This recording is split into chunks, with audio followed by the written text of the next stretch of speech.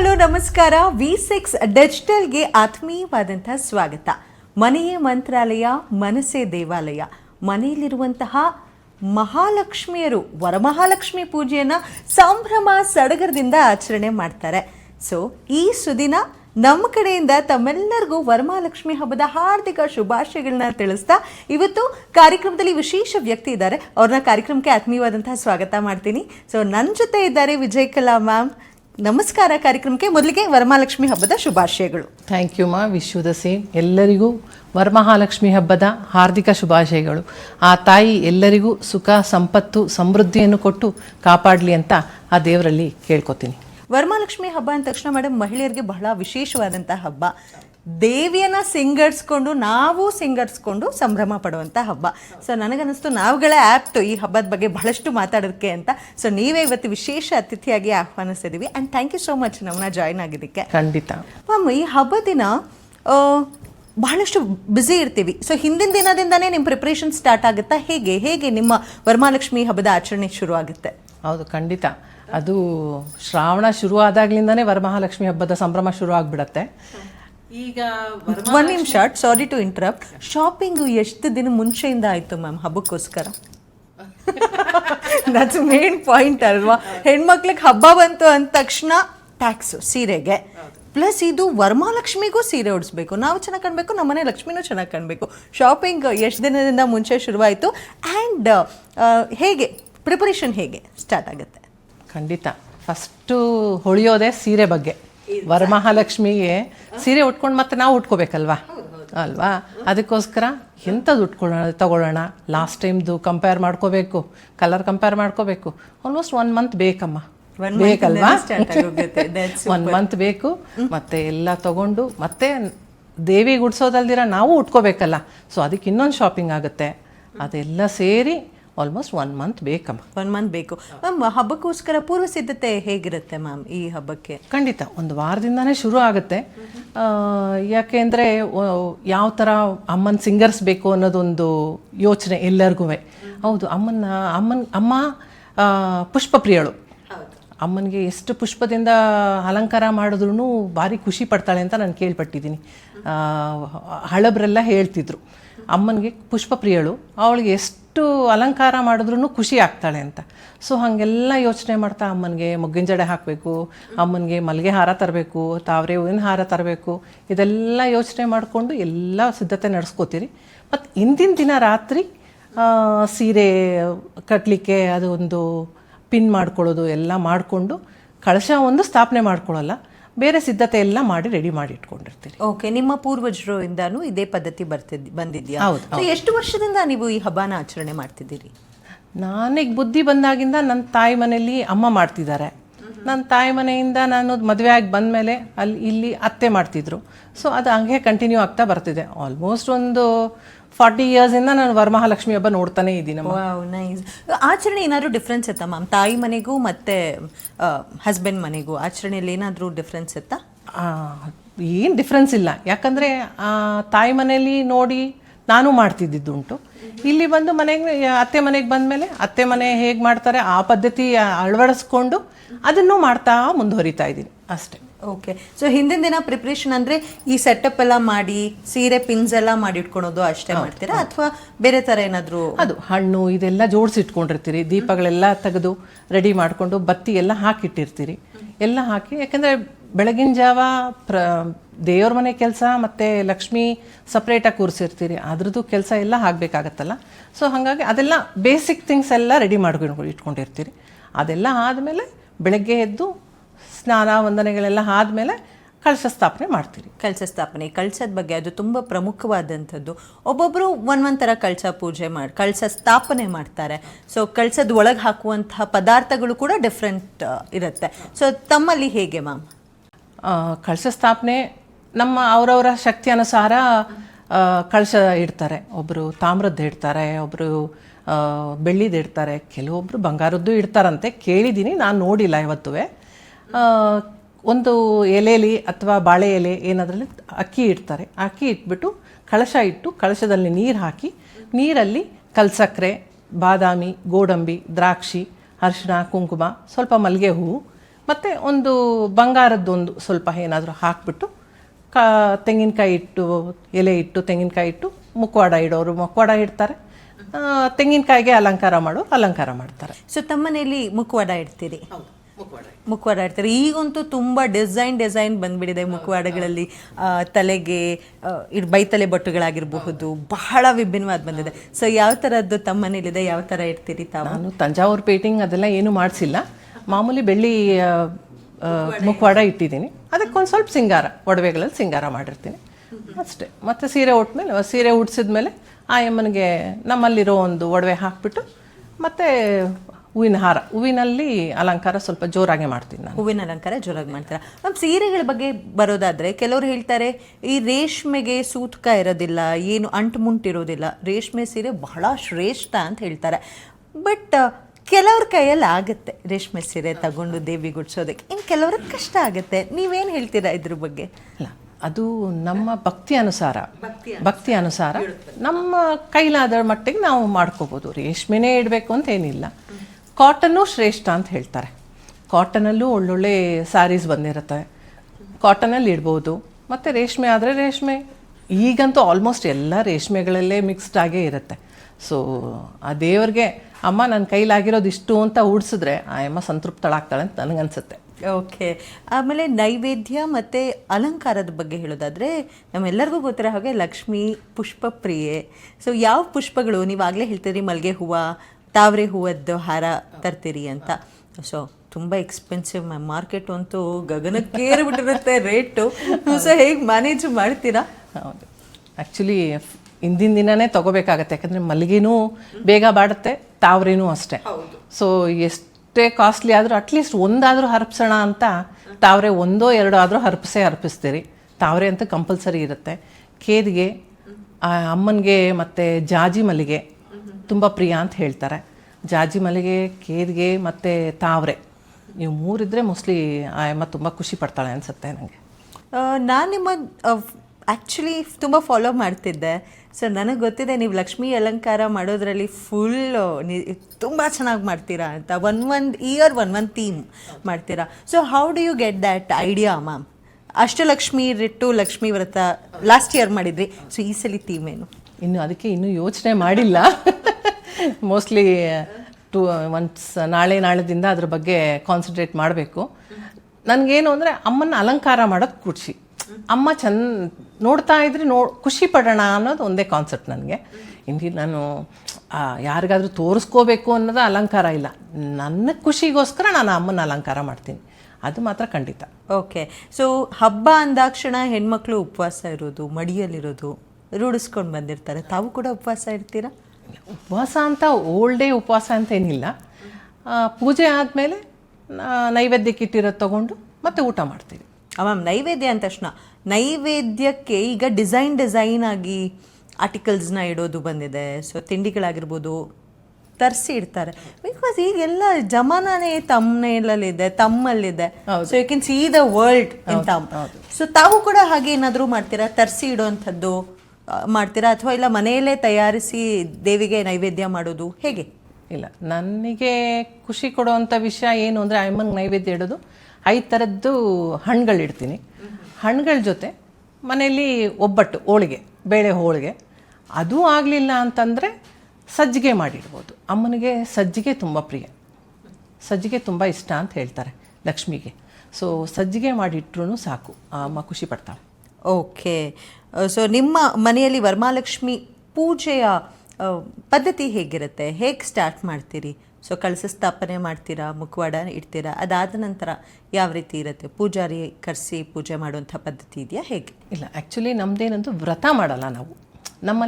ನಮ್ಮ ಮನೆಗಳಲ್ಲಿ ವ್ರತ ಅಂತಿಲ್ಲ, ಪೂಜೆ ಮಾಡ್ತೀರಿ. ವರಮಹಾಲಕ್ಷ್ಮಿ ಪೂಜೆನಲ್ಲಿ ನಮಗೆ ವ್ರತದಾಚರಣೆ ಮಾಡೋ ಅಗತ್ಯ ಏನಿರಲ್ಲ. ಯಾಕಂದರೆ ವ್ರತ ಕೆಲವೊಂದು ಮನೆಗಳಲ್ಲಿರುತ್ತವೆ, ಅವ್ರ ಪದ್ಧತಿ ಪ್ರಕಾರ ಅವ್ರು ವ್ರತ ಮಾಡ್ತಾರೆ. ನಾವು ಪೂಜೆ ಮಾಡ್ತೀರಿ. ಅಮ್ಮನೆಲ್ಲ ಅಲಂಕಾರ ಮಾಡಿ, ಇನ್ನು ಕಾಯಿ ಕಡ್ಡಿ ಕರ್ಪೂರ ಎಲ್ಲ ಇಟ್ಕೊಂಡು ಅಮ್ಮನಿಗೆ ಆರತಿ ಮಾಡಿ, ಪಂಚಾರತಿ ಮಾಡ್ತೀರಿ, ಏಕಾರತಿ ಮಾಡ್ತೀರಿ. ಆರತಿ ಮಾಡಿ ಎಲ್ಲರದ್ದು ಮನೆ ಮಂದಿ ಎಲ್ಲ ಕೂತ್ಕೊಂಡಿರ್ತೀರಿ. ಕೂತು ಸ್ವಲ್ಪ ಹೊತ್ತು ಶ್ಲೋಕಗಳು, ನಮಗೆ ಬರುವಂಥ ಶ್ಲೋಕ, ನಮಗೆ ಬರುವಂಥ ಹಾಡು, ಭಜನೆ ಭಾಗ್ಯದ ಲಕ್ಷ್ಮೀ ಬಾರಮ್ಮ ಅದು ಹೇಳಿದ್ರೆ ಸಾಕು, ಖುಷಿ, ಹಬ್ಬದ ಖುಷಿ ಅಲ್ಲೇ ಸ್ಟಾರ್ಟ್ ಆಗ್ಬಿಡತ್ತೆ. That's nice ma'am. ಆರತಿಗಳ ಬಗ್ಗೆ ಹೇಳಿದ್ರಿ, ಸ್ವಲ್ಪ ಎಕ್ಸ್ಪ್ಲೇನ್ ಮಾಡ್ಬೋದಾ? ಏಕಾರತಿ ಪಂಚಾರತಿ ಅಂತ ಹೇಳಿದ್ರಲ್ಲ. ಪಂಚಾರತಿ ಏಕಾರತಿ ನನಗೂ ಅಷ್ಟು ಡೀಪಾಗಿ ಗೊತ್ತಿಲ್ಲ ಅಮ್ಮ. ದೇವಸ್ಥಾನಗಳಲ್ಲಿ ನೋಡ್ತಿರಲ್ಲ ನಾವು, ಅಂದರೆ ಅಮ್ಮನಿಗೆ ಆರತಿಗಳು ತುಂಬ ಇಷ್ಟ ಅಂತ ಗೊತ್ತು, ಆರತಿಗಳು ಇಷ್ಟ. ಸೊ ಪಂಚಾರತಿ ತುಪ್ಪದ ದೀಪದಲ್ಲಿ ಆರತಿ ಮಾಡ್ತೀರಿ, 5 ದೀಪಗಳು, ಅದು ಪಂಚಾರತಿ. ಇನ್ನು ಏಕಾರತಿ, ಕೊನೆಗೆ ಏಕಾರತಿ ಮಾಡಿ ಎಲ್ಲರೂ ಆರತಿ ತಗೊಳ್ಳೋದು ಮನೆಯಲ್ಲಿ.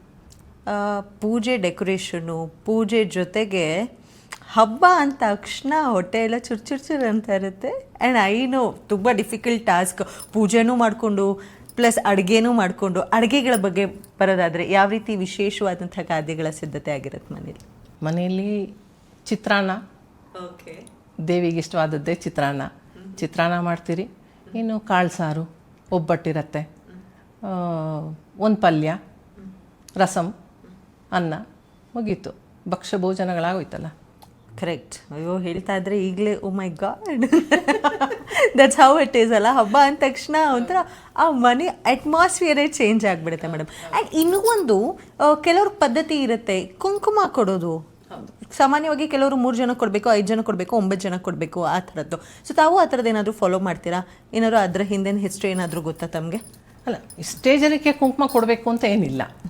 ಇವಾಗ ಅಪಾರ್ಟ್ಮೆಂಟ್ಗಳಲ್ಲಿ ಇರೋರು 3 ಜನ 5 ಜನ ಕರೆದ್ರು ಸಾಕು, ಯಾಕಂದ್ರೆ ಅಷ್ಟೇ ಇರ್ತಾರೆ ಫ್ರೆಂಡ್ಸ್. ಗೊತ್ತು, ಈಗಿನ ಸೊಸೈಟಿ ಅಪಾರ್ಟ್ಮೆಂಟ್ಗಳಲ್ಲಿ ಎದುರುಗಡೆ ಮನೆಯಲ್ಲಿ ಯಾರಿರ್ತಾರೆ ಅಂತಲೇ ಗೊತ್ತಿರಲ್ಲ. ಅಂಥದ್ರಲ್ಲಿ ವರಮಹಾಲಕ್ಷ್ಮಿ ಹಬ್ಬದಲ್ಲಿ ಒಂದು 5 ಜನಕ್ಕೆ ಕರೆದು ಕೊಟ್ಟರು ಹೆಚ್ಚೇ ಅವರು. ಆದರೆ ನಾವೆಲ್ಲ ಆಗ್ಲಿಂದನೂ ಸ್ವಲ್ಪ ಬಳಗ ಜಾಸ್ತಿನೇ, ಫ್ರೆಂಡ್ಸ್ ಜಾಸ್ತಿ. ಸೊ ಆಲ್ಮೋಸ್ಟ್ ಒಂದು 3 o'clock ಶುರು ಮಾಡಿದ್ರೆ ಕುಂಕುಮಕ್ಕೆ ಓಡಾಡೋದಕ್ಕೆ ನೈಟ್ 9-10 ಆಗತ್ತೆ ಮನೆಗೆ ಬರೋಕ್ಕೆ. ಓಕೆ. ಸೊ ಅದೊಂಥರ ಖುಷಿ. ಹೆಣ್ಮಕ್ಳಿಗೆ ಮದುವೆ ಆಗದಿರೋ ಕನ್ಯೆಯರು ಇರ್ತಾರಲ್ಲ, ಆ ಮಕ್ಕಳನ್ನ ನೋಡೋಕ್ಕಂತೂ ತುಂಬಾ ಖುಷಿ ಇರುತ್ತೆ. ಹಬ್ಬದ ದಿನ ಅದೇ ಒಂದು ಸಡಗರ. ಎಂಥವ್ರು ಅಷ್ಟೇ ಆವತ್ತು ಸಿಂಗಾರ ಮಾಡ್ಕೊಳಕ್ ತುಂಬಾ ಇಷ್ಟಪಡ್ತಾರೆ ಮಕ್ಕಳು. ಮ್ಯಾಮ್, ಈಗ ಒಂದು ಟ್ರೆಂಡ್ ಆಗೋಗಿದೆಯಲ್ಲ, ಗಿವ್ ಅವೇಸ್ ಫಾರ್ ಫೆಸ್ಟಿವಲ್, ಅದಕ್ಕೇನು ಪ್ಲಾನ್ ಮಾಡಿದ್ದೀರಾ? ನಾನು ಆ ಥರ ಪ್ಲ್ಯಾನ್ ಏನು ಮಾಡಲ್ಲಮ್ಮ. ಗಿವ್ ಅವೇಗೆ ಅದು ಕೊಡಬೇಕು ಇದು ಕೊಡಬೇಕು ಆ ಥರ ಏನಿಲ್ಲ. ನಂದು ಬೇಸಿಕ್ ಥಿಂಗ್, ಎಲೆ ಅಡಿಕೆ ತಾಂಬೂಲಕ್ಕೆ ಏನು ಕೊಡಬೇಕು ಅದು ವಿತ್ ಸಮ್ ಬ್ಯಾಗು ಅಥವಾ ಏನಾದರೂ ಒಂದು ಇದು ಅಷ್ಟೇ.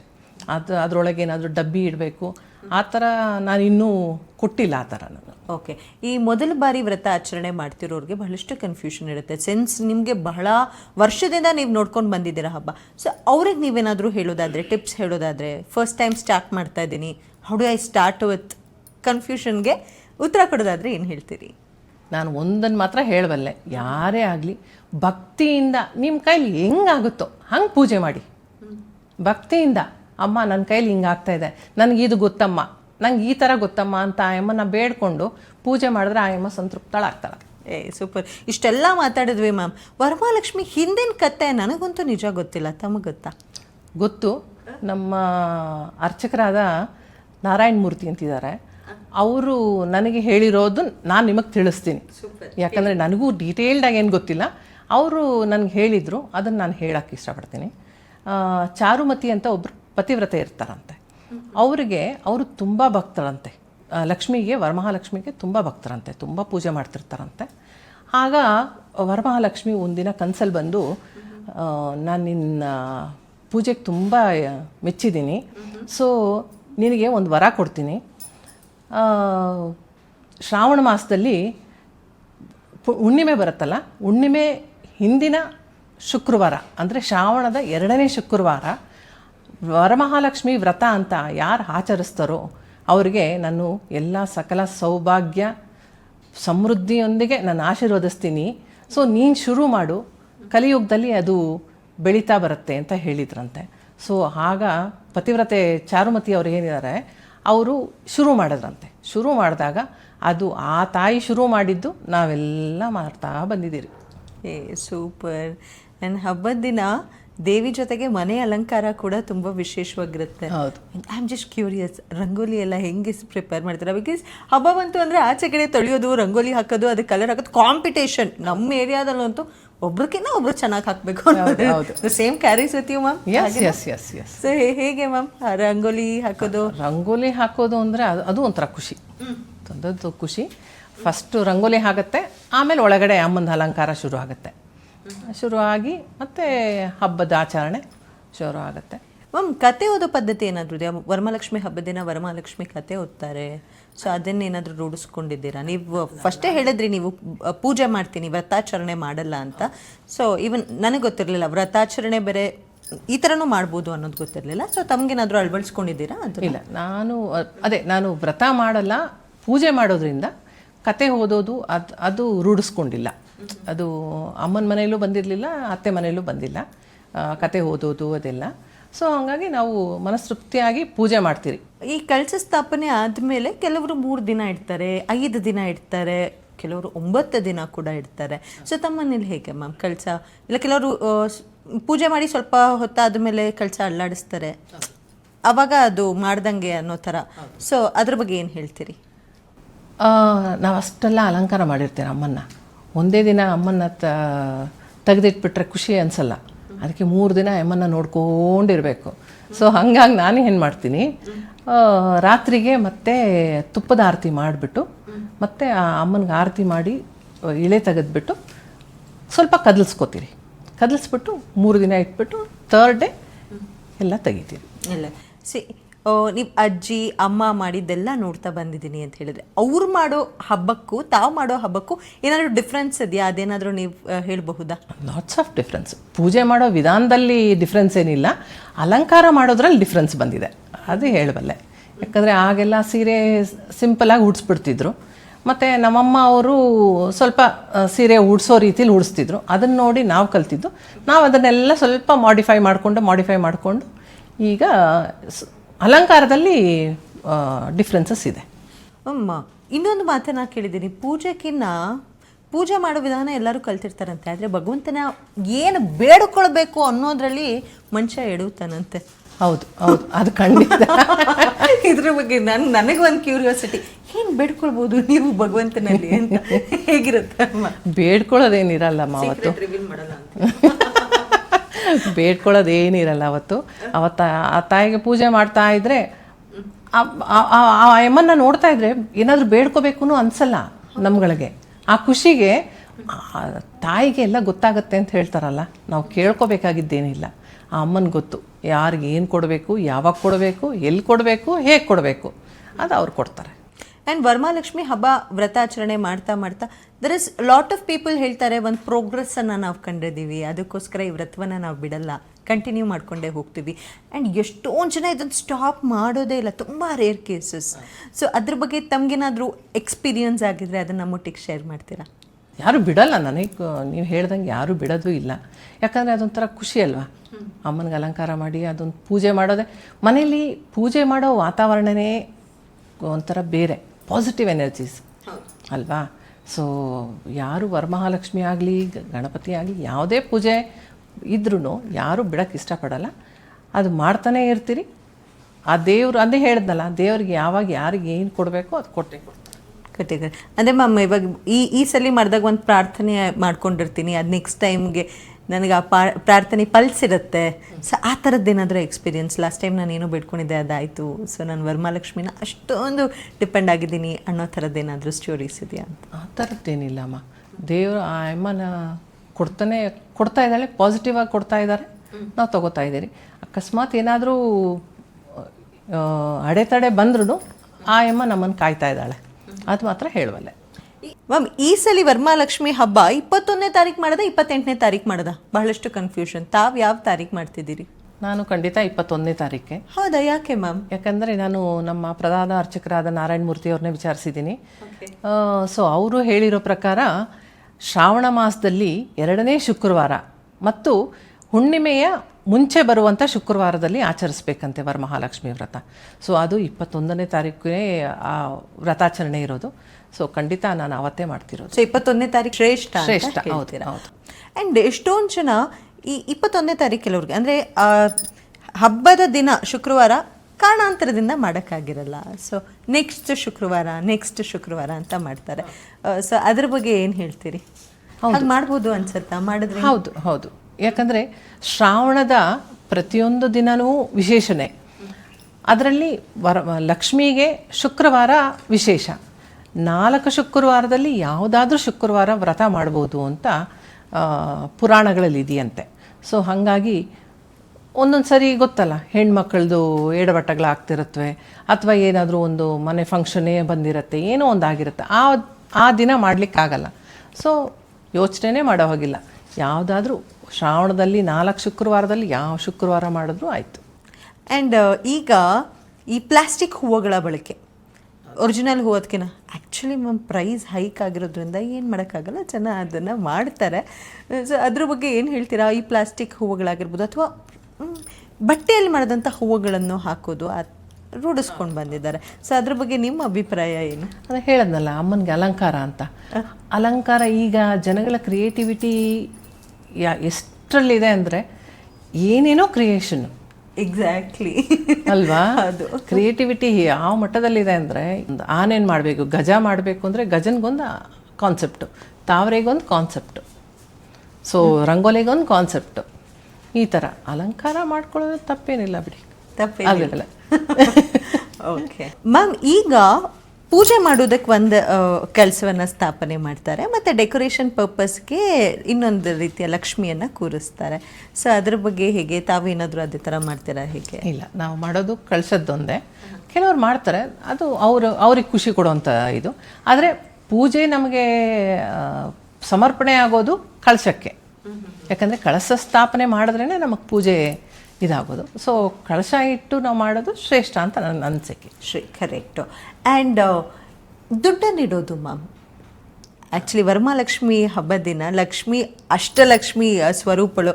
ಸೊ ಧನಲಕ್ಷ್ಮಿ ಕೂಡ ಒಂದು, ಎಲ್ಲರೂ ಲಕ್ಷ್ಮಿನ ಬಿಡ್ಬೇಕಾದ್ರೆ ಜನ ಕಂಚನ ಜಾಸ್ತಿ ಆಗಲಿ ಅಂತಲೂ ಬಿಡ್ಕೋತಾರೆ. And there is one, I don't know, ಇದು ಮಿತ್ ಅಂತ ಹೇಳೋಕ್ಕಾಗಲ್ಲ, ಬಟ್ ಕೆಲವರು ಈ ಪದ್ಧತಿನ ರೂಢಿಸ್ಕೊ ಬಂದಿರ್ತಾರೆ. ಲಕ್ಷ್ಮಿ ಮುಂದೆ ಕಾಸನ್ನು ಇಡೋದು, ಅದಾದಮೇಲೆ ಅದನ್ನು ಆ್ಯಡ್ ಆನ್ ಮಾಡ್ತಾ ಹೋಗೋದು. ಸೊ ಈ ಪದ್ಧತಿ ತಾವೇನಾದರೂ ಆಚರಣೆ ಮಾಡ್ತೀರಾ? ಈ ಪದ್ಧತಿ ಬಗ್ಗೆ ಏನು ಹೇಳ್ತೀರಿ? ನನಗೆ ನಾನು ತಿಳ್ಕೊಂಡಿರೋ ಮಟ್ಟಿಗೆ ರಾಜರ ಕಾಲದಲ್ಲಿ ಲಕ್ಷ್ಮಿಗೆ ನಾಣ್ಯಗಳಿಂದ ಅರ್ಚನೆ ಮಾಡ್ತಿದ್ರಂತೆ, ನಮ್ಮ ಅರ್ಚಕರು ಹೇಳಿರೋ ಪ್ರಕಾರ. ನನಗೆ ನಾಣ್ಯಗಳಲ್ಲಿ ಬೆಳ್ಳಿ ನಾಣ್ಯ, ಆವಾಗೆಲ್ಲ ಬೆಳ್ಳಿ ನಾಣ್ಯ, ಬಂಗಾರದ ನಾಣ್ಯಗಳು ಇರ್ತಿತ್ತು. ನಾಣ್ಯಗಳಲ್ಲಿ ಅಮ್ಮನಿಗೆ ಅರ್ಚನೆ ಮಾಡ್ತಿದ್ರಂತೆ. ಸೊ ನಾನು ಅದರಲ್ಲಿ ಏನು ತಿಳ್ಕೊಂಡಿದ್ದೀನಿ ಅಂದರೆ, ಅಮ್ಮನಿಗೆ ನಾಣ್ಯ ಇಷ್ಟ. ಇವಾಗ ನಮಗೇನು ಚಲಾವಣೆಯಲ್ಲಿದೆ ಆ ನಾಣ್ಯಗಳು, ಆ ನಾಣ್ಯಗಳನ್ನ ಇಟ್ಟು ಆ ಅಮ್ಮನ ಕೂರಿಸಿದ್ರೆ ತುಂಬ ಚೆನ್ನಾಗಿರತ್ತೆ ಅಂತ ನನಗನ್ಸುತ್ತೆ. ಅಂದರೆ ಮನಸ್ಸಿಗೆ ನೆಮ್ಮದಿ ಕೊಡುತ್ತೆ. ಆ್ಯಂಡ್ ವರಮಹಾಲಕ್ಷ್ಮಿ ಹಬ್ಬದ ದಿನ ಇನ್ನೊಂದು ಶ್ರೇಷ್ಠ ಏನಂದರೆ, ಲಾಸ್ಟು ಅಮ್ಮನಿಗೆ ಮಂಗಳಾರತಿ ಮಾಡ್ಬೇಕಾದ್ರೆ ಹಾಡುವಂಥ ಹಾಡು. ಆ್ಯಂಡ್ ಎಷ್ಟೋ ಹೆಣ್ಮಕ್ಳಿಗೆ ಯಾವಾಗಲಾದರೂ ಆರತಿ ಹಾಡು ಅಂದರೆ ಎಷ್ಟೊಂದು ಜನಕ್ಕೆ ಬರೋದೇ ಇಲ್ಲ. ಮ್ಯಾಮ್, ನೀವು ಆರತಿ ಹಾಡ್ತೀರಾ? ಹಾಡ್ತೀನಿ. ನಮಗೋಸ್ಕರ ಒಂದು ಹಾಡು, ಯಾವ ಹಾಡು ಹಾಡ್ತೀರಿ? ನನಗೊಂದು ಬರುತ್ತೆ, ಅದನ್ನು ಹಾಡ್ತೀನಿ. ಬೆಳಗುವೆನಾರುತಿಯ ಶ್ರೀಲಕ್ಷ್ಮಿಗೆ, ಕೊಲ್ಲಾಪುರದಲ್ಲಿ ವಾಸಿಪದೇವಿಗೆ, ಬೆಳಗುವೆನಾರುತಿಯ ಶ್ರೀಲಕ್ಷ್ಮಿಗೆ, ಸೇವೆಯ ಮಾಡುವ ಭಾವಿಕ ಜನರಿಗೆ, ಸೇವೆಯ ಮಾಡುವ ಭಾವಿಕ ಜನರಿಗೆ, ಸಕಲಾಭರಣದೊಳ್ ಪಾವನ ಚರಿತೆಗೆ, ಸಕಲಾಭರಣದೊಳ್ ಪಾವನ ಚರಿತೆಗೆ, ಬೆಳಗುವೆನಾರುತಿಯ ಶ್ರೀಲಕ್ಷ್ಮಿಗೆ. Wow, that's nice. ಲಕ್ಷ್ಮಿ ಅಂತೂ ಸಂತೃಪ್ತಳಾಗ್ತಾಳೆ ಅಲ್ವಾ? ಎಲ್ಲ ಪೂಜಾ ವಿಧಾನ ಆದಮೇಲೆ ಆ ಮಂಗಳಾರತಿ ಮಾಡ್ತಾ ಹಾಡನ್ನು ಹಾಡಿದ್ರೆ ಅದೇ ಒಂಥರ ಖುಷಿ, ಅದೇ ಒಂಥರ ವೈ. ಸೊ ಕೊಡೋಳು ಅವಳೆ, ಕಿತ್ಕೊಳೋಳು ಅವಳೆ. ಸೊ ಭಕ್ತಿ ಅನುಸಾರದಲ್ಲಿ ಆಕೆಯನ್ನು ಒಲಿಸ್ಕೊಳ್ಳುವಂತಹ ಸರಳ ಸೂತ್ರನೇ ಭಕ್ತಿ ಅಂತ ಹೇಳ್ತೀರಾ? ಓಕೆ. ಸೊ ಕೊನೆಯದಾಗಿ ಹಬ್ಬದ ಕುರಿತಾಗಿ ನಮ್ಮ ವೀಕ್ಷಕರಿಗಿರುವಂಥ ಎಷ್ಟೊಂದು ಡೌಟನ್ನು ತಾವು ಕ್ಲಿಯರ್ ಮಾಡಿದ್ರಿ. ಏನು ಹೇಳಕ್ಕೆ ಇಷ್ಟಪಡ್ತೀರಾ ಕೊನೆಯದಾಗಿ? ಕೊನೆಗೆ ನಾನು ಏನು ಹೇಳಬೇಕು ಅಂದರೆ, ಮಹಾಲಕ್ಷ್ಮಿ ಅಷ್ಟಲಕ್ಷ್ಮಿ ಅವತಾರದಲ್ಲಿ ನಮ್ಮನ್ನು ಕಾಯ್ತಾ ಇದ್ದಾಳೆ. ಆ ವರಮಹಾಲಕ್ಷ್ಮಿ ಒಂದೊಂದು ಅವತಾರದಲ್ಲೂ ಈಗ ಗಜಲಕ್ಷ್ಮಿ, ಧಾನ್ಯಲಕ್ಷ್ಮಿ, ಮೋಕ್ಷಲಕ್ಷ್ಮಿ, ವಿದ್ಯಾಲಕ್ಷ್ಮಿ, ವಿಜಯಲಕ್ಷ್ಮಿ, ಹೀಗೆ ಅಷ್ಟೆಲ್ಲ ಅವತಾರಗಳಲ್ಲಿ ನಮ್ಮನ್ನು ಕಾಯ್ತಾ ಇದ್ದಾಳೆ ಅಂದರೆ ನಾವಿರೋದೇ ಆ ಇದರಲ್ಲಿ ಅಲ್ವಾ, ಆ ಬಾಂಡಿಂಗ್, ಆ ಕಾನ್ಸೆಪ್ಟಲ್ಲೇ ನಾವಿರೋದು. ಥ್ಯಾಂಕ್ ಯು ಸೋ ಮಚ್ ನಮ್ಮೊಟ್ಟಿಗೆ ಇಷ್ಟೊತ್ತು ಜಾಯ್ನ್ ಆಗಿ ತಮ್ಮ ಹಬ್ಬದ ಆಚರಣೆಯನ್ನು ತಿಳಿಸ್ಕೊಡ್ತಾ ಹೋದ್ರಿ. And it is very important, because ಮನೆಯಲ್ಲಿ ಹೆಣ್ಮಕ್ಳು ಮಾಡುವಂಥ ಶ್ರೇಷ್ಠ ವ್ರತಗಳಲ್ಲಿ ವರಮಹಾಲಕ್ಷ್ಮಿ ವ್ರತ ಕೂಡ ಒಂದು. ಸೊ ಹೆಣ್ಮಗುವೇ ಈ ವ್ರತದ ಬಗ್ಗೆ ಹೇಳೋದ್ರಿಂದ ಎಷ್ಟೊಂದು ಜನಕ್ಕೆ ತುಂಬ ಕನ್ಫ್ಯೂಷನ್ಸ್ ಇರುತ್ತೆ. ಈಗಂತೂ ಎಲ್ಲದನ್ನ ಗೂಗಲ್ ಮಾಡಿ ಇನ್ಫಾರ್ಮೇಶನ್ ತಗೊಂಡು ಮಾಡುವಂಥ ಜನನೂ ಜಾಸ್ತಿ ಆಗಿರ್ತಾರೆ. ಥ್ಯಾಂಕ್ ಯು, ತುಂಬ ಇನ್ಫಾರ್ಮೇಶನ್ನ ಕೊಟ್ರಿ, ಹಾಗೆ ತಮ್ಮ ಹಬ್ಬದ ಆಚರಣೆನ ನಮ್ಮ ಜೊತೆ ಶೇರ್ ಮಾಡ್ಕೊಂಡ್ರಿ. Thank you so much Adarshini. ತುಂಬಾ ಚೆನ್ನಾಗಿತ್ತು ನಿನ್ನ ಜೊತೆ ಹಬ್ಬದ ಬಗ್ಗೆ ಮಾತಾಡೋದು ಇತ್ತಲ್ಲ, ತುಂಬಾ ಖುಷಿ ಕೊಡ್ತು. ಸೊ ಎಲ್ಲರಿಗೂ ಮತ್ತೊಮ್ಮೆ ವರಮಹಾಲಕ್ಷ್ಮಿ ಹಬ್ಬದ ಹಾರ್ದಿಕ ಶುಭಾಶಯಗಳು.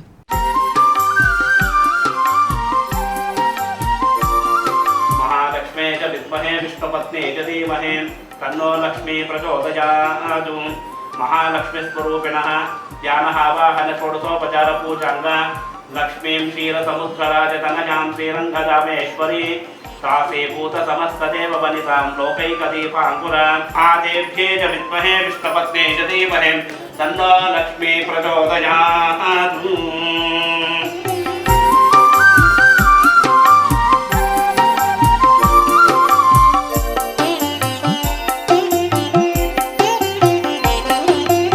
ನೋಡಿದ್ರಲ್ಲ ವೀಕ್ಷಕರೇ, ಇದಾಗಿತ್ತು V6 ಡಿಜಿಟಲ್ನ ವಿಶೇಷ ಕಾರ್ಯಕ್ರಮ. ಸೊ ತಮ್ಮ ಮನೆಯಲ್ಲೂ ಕೂಡ ವರಮಹಾಲಕ್ಷ್ಮಿ ಹಬ್ಬ ಸಡಗರ ಸಂಭ್ರಮದಿಂದ ಇರುತ್ತೆ ಅಂತ ಭಾವಿಸ್ತಾ ಇವತ್ತಿನ ವಿಶೇಷ ಕಾರ್ಯಕ್ರಮನ ಮುಗಿಸ್ಕೊಡ್ತಾ ಇದ್ದೀನಿ. ನೀವು ನೋಡ್ತಾ ಇರಿ V6 ಡಿಜಿಟಲ್.